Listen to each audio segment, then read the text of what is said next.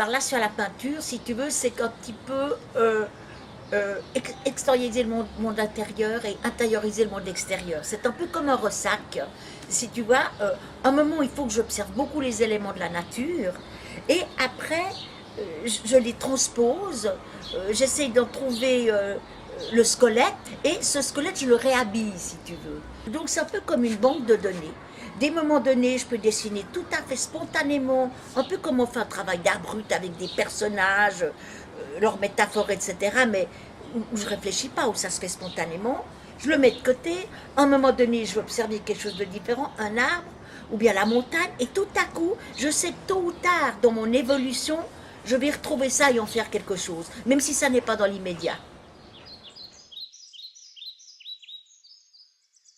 Et c'est vrai que j'ai souvent travaillé sur les plantes, sur l'eau, sur les arbres, sur la montagne, parce qu'il y a la nature, il y a une loi de la nature.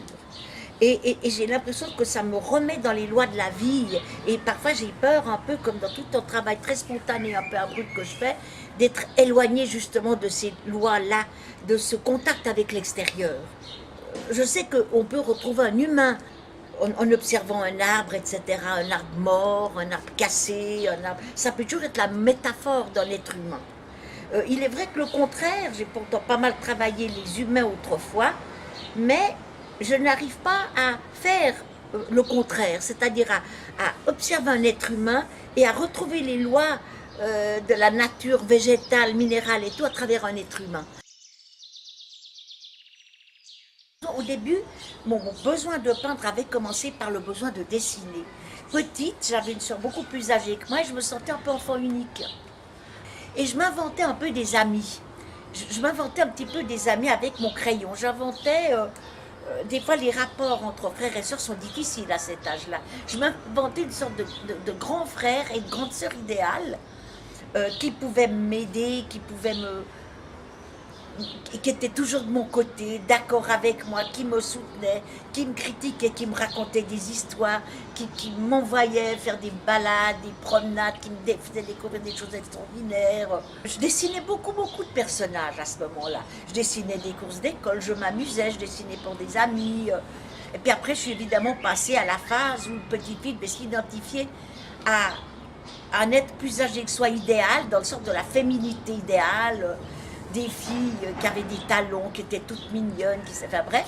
Et après, je crois que j'ai eu envie oui, de retrouver mes personnages à travers quelque chose de plus large que le personnage.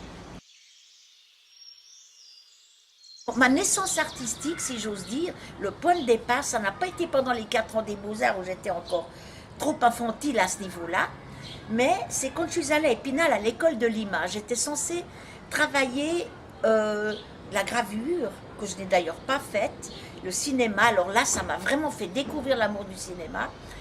Et là, j'ai travaillé comme je voulais, la peinture, etc. Et c'est là que j'ai découvert Kandinsky, que je me suis mis à lire les œuvres complètes de Kandinsky, que je me suis... Et c'est Kandinsky qui m'a fait naître.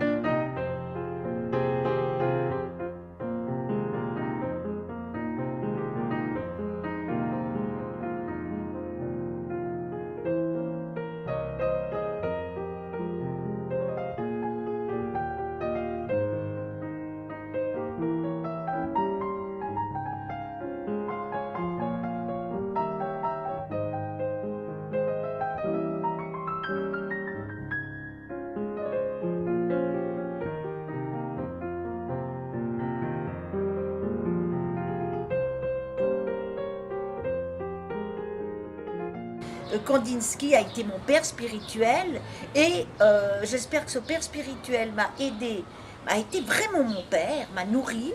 Après, ben, je crois avoir grandi par moi-même et j'espère aussi que je serai des enfants spirituels parce qu'après, c'est la loi de la nature. On ne naît pas de rien et on aimerait offrir ce qu'on a inventé à d'autres gens qui travailleront le domaine artistique. Moi, je crois que pour faire un travail d'expression artistique, moi, je pense qu'on est comme des éponges. on reçoit tout en vrac. Pour moi, une idée, une image que quelqu'un porte en lui-même, c'est comme un courant électrique qui nous traverse. L'air du temps, il est fait de toutes ces multiples éponges qui vont prendre conscience du monde qui les entoure, de ce qu'ils observent, mais aussi peut-être, on ne sait pas, de la vision de quelqu'un, d'un artiste, de quelqu'un d'autre, qu'on ressent en soi-même. On peut très bien le ressortir, et c'est un peu sous l'influence de quelqu'un dont on est plus ou moins conscient, et de cette influence, on va peut-être se l'approprier ou en faire quelque chose de personnel. Donc, où commence l'influence de quelqu'un, où elle finit, où le fait d'être influencé par quelqu'un est honnête, ou il ne l'est plus. Je crois qu'il est important de savoir en être conscient et de citer les gens qui nous ont influencés, et de restituer à la loi du monde ce qui nous a marqués. Alors moi, les gens qui m'ont influencé, c'est bon, évidemment, Ken Kandinsky, c'est surtout lui qui m'a influencé, beaucoup plus qu'un autre. Turner, dans ma jeunesse, m'avait aussi beaucoup marqué, Kandinsky, et à partir de Kandinsky, j'ai pu trouver le maître qui vraiment, où je pouvais me sentir son enfant. Quand je suis rentrée d'Épinal, eh bien, il a fallu que je jongle entre mon travail à l'école, parce que j'enseignais à des enfants de 5 à 12 ans, et je devais composer avec ça, et puis ma peinture, j'essayais vraiment de faire les deux à la fois. C'était quand même très créatif ce que je faisais avec les enfants, ça me mettait dans le monde, dans le monde existant, dans le monde social. Comme je gagnais ma vie, ça me permettait aussi de ne pas toujours avoir l'angoisse du lendemain. Et je crois que ça peut permettre au moment où on travaille la peinture, pour autant qu'on soit rigoureux, et bien de pouvoir se consacrer à ce qu'on avait à faire. Et là, j'étais dans une école kandinskyesque, c'était tous les débuts, et je pense qu'à ce moment-là, je n'avais pas encore trouvé véritablement mon monde.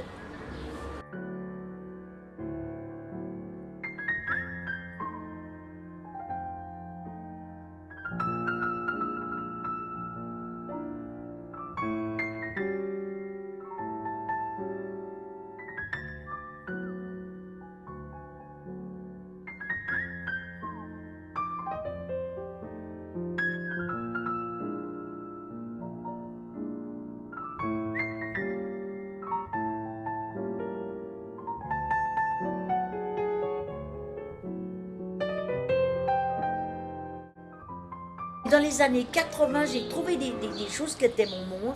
Après, j'ai eu des moments de régression. Vers 84, j'avoue que c'est vrai qu'il fallait que j'enseigne, il fallait que je m'occupe de ma fille, qui naissait en 1984. Et je dois dire que mon travail était quand même assez en stand-by à ce moment-là.